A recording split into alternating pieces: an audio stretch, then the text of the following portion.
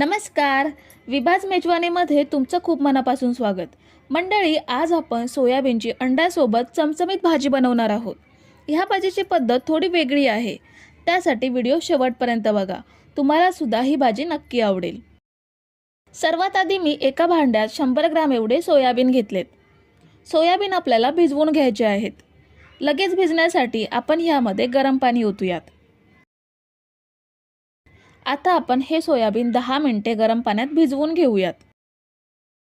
तर हे बघा, अगदी 10 मिनिटातच सोयाबीन छान टम्म फुललेत. आता आपल्याला ह्यामधील पाणी काढून टाकायचे. सोयाबीन पाण्यातून चांगले पिळून घेऊयात. हे बघा, सगळ्या सोयाबीन मधलं पाणी काढून टाकलंय. आता हे एका मिक्सिंग बाउल मध्ये घेऊयात. आता ह्यामध्ये अर्धा चमचा हळद घेऊयात आणि 1 चमचा लाल तिखट घेऊयात आणि त्यासोबत अर्धा चमचा चवीनुसार मीठ ॲड करायचं आहे. आता आपल्याला ह्यामध्ये 2 अंडी फोडून ॲड करायची आहेत. ह्यामध्ये आपल्याला अजून काही सुके मसाले ॲड करायचे आहेत. त्याआधी आपण हे छान मिक्स करून घेऊयात.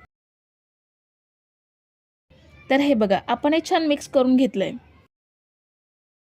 आता मी गॅसवरती असा खोलगट पॅन ठेवलाय. त्यामध्ये 3 ते 4 चमचे तेल सुद्धा घेतले. आता यामध्ये मिक्स करून घेतलेले सोयाबीन ॲड करूयात. सोयाबीन आपल्याला तेलात छान फ्राय करून घ्यायचे आहेत.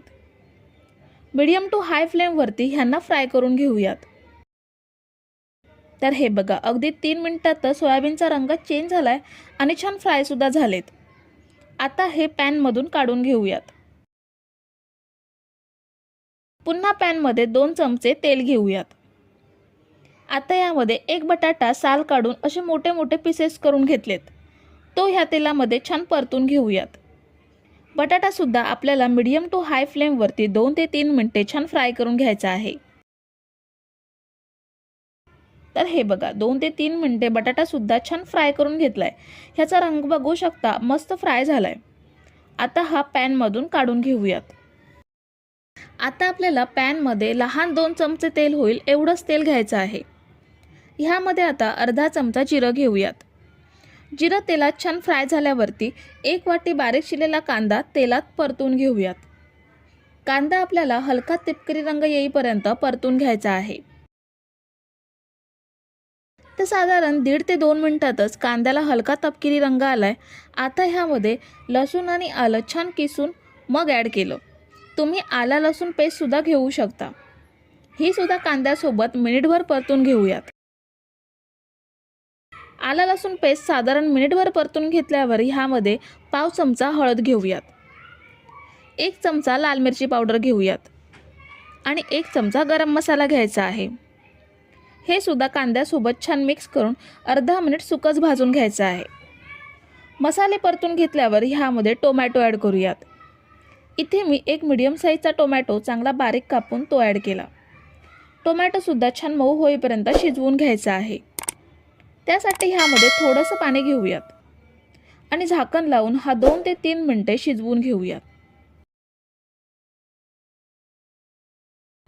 तर हा बघा, आपण टोमॅटो शिजवून घेतलाय, छान शिजला गेलाय. आता ह्यामध्ये फ्राय करून घेतलेले सोयाबीन आणि बटाटे ॲड करूयात. कांदा टोमॅटो सोबत मिक्स करून घेऊयात. आता भाजी आपल्याला जेवढी पातळ पाहिजे तेवढं पाणी ह्यामध्ये ॲड करायचं. भातासोबत पाहिजे असेल तर जास्त पाणी घ्या आणि भाकरीसोबत पाहिजे असेल तर थोडंसं पाणी घ्या. आता भाजीमध्ये चवीनुसार मीठ घेऊयात आणि 1 चमचा कसुरी मेथी ॲड करूयात. कसुरी मेथीऐवजी कोथिंबीरचा सुद्धा वापर करू शकता. आता सगळं छान एकजीव करून घेऊयात. सगळं छान मिक्स करून घेतल्यावर ह्यावरती झाकण ठेवून भाजी 10 मिनिटे मीडियम गॅसवरती छान शिजवून घेऊयात. तुम्ही जर इथेपर्यंत रेसिपी बघताय तर तुम्हाला एक विनंती आहे की व्हिडिओला 1 लाईक जरूर करा. तर ही बघा, भाजी छान शिजवून घेतली आहे. बटाटे सुद्धा छान शिजले गेलेत. आता ह्यावरती अर्धा लिंबू पिळून घेऊयात आणि छान मिक्स करून घेऊयात. तर ही बघा, आपली स्वादिष्ट चमचमीत सोयाबीनची भाजी तयार आहे. भाकरीसोबत ही भाजी खूपच स्वादिष्ट लागते.